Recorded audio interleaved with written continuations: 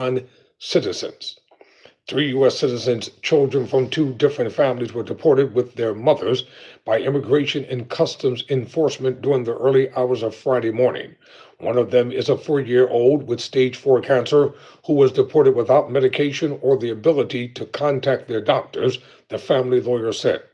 According to their lawyers, both families were taken into custody while attending routine checkups or check-ins this week in New Orleans as part of the intensive supervision appearance program, which allows individuals to remain in their communities while undergoing immigration proceedings.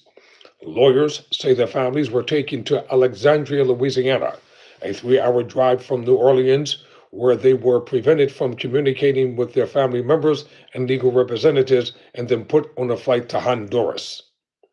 The cases have renewed concerns that the Trump administration's expedited deportations are violating the due process rights of both citizens and non-citizens.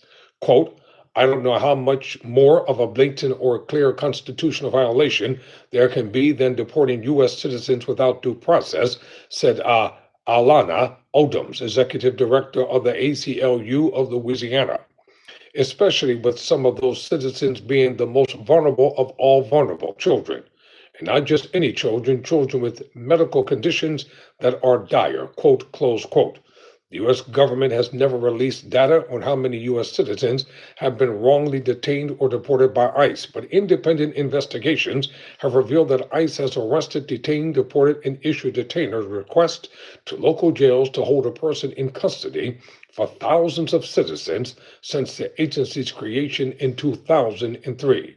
Lawyers representing the father of the 2-year-old U.S. citizen who was deported, identified as VML in court documents, filed an emergency petition in the Western District of Louisiana on Thursday seeking her release.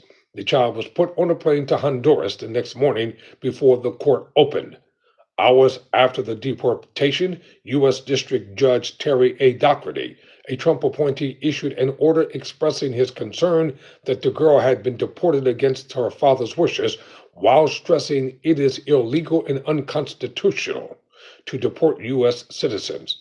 The government contends that this is all okay because the mother wishes that the child be deported with her, wrote Dougherty, who has been lauded for his conservative rulings in the past, but the court doesn't know that.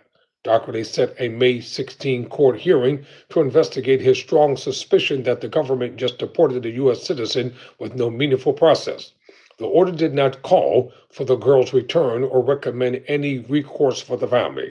According to court filings, the girl had accompanied her mother and an 11-year-old sister to the immigration appointment in New Orleans on Tuesday morning. About an hour later, her father, who had driven the family into New Orleans for the meeting, received a call informing him that the family had been taken into custody.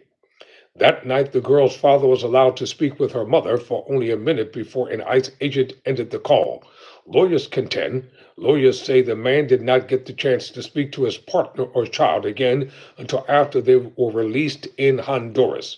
Quote, both of these mothers are held without the ability to speak with their co-parents and the guardians of their children while making this incredibly personal and difficult assessment about what was best for their children, said Gracie Willis, the lawyer for VML's father. Justice Department lawyers argued that, quote, the man claiming to be VML's father had failed to prove his identity to the government despite requests that he present himself to ICE agents, adding that he had also demonstrated considerable hesitation regarding the inquiries into his immigration status. The inquiries into his immigration status. The man's lawyers included VML's birth certificate in their filings, which shows she was born in Baton Rouge, and lists the names of both her mother and father.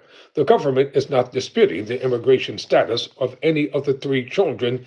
Instead, officials contend that the undocumented mothers opted to take their children with them back to Honduras. In their court filings, Justice Department lawyers attached a note they say was written by VLM's mother saying that she was taking the child with her to Honduras. Quote, it is common that parents want to be removed with their children. Tricia McLaughlin, A spokesperson for the Department of Homeland Security told the Washington Post. Willis said ICE's refusal to allow the woman to talk to their lawyers meant there was no way to verify whether that was true in these cases. Quote, we have absolutely no idea whether they ever actually did give consent for their children to come with them or if they did under what kind of duress and what other options were presented to them, Willis said. End quote. Tyrone Bowman, never surrender, never quit.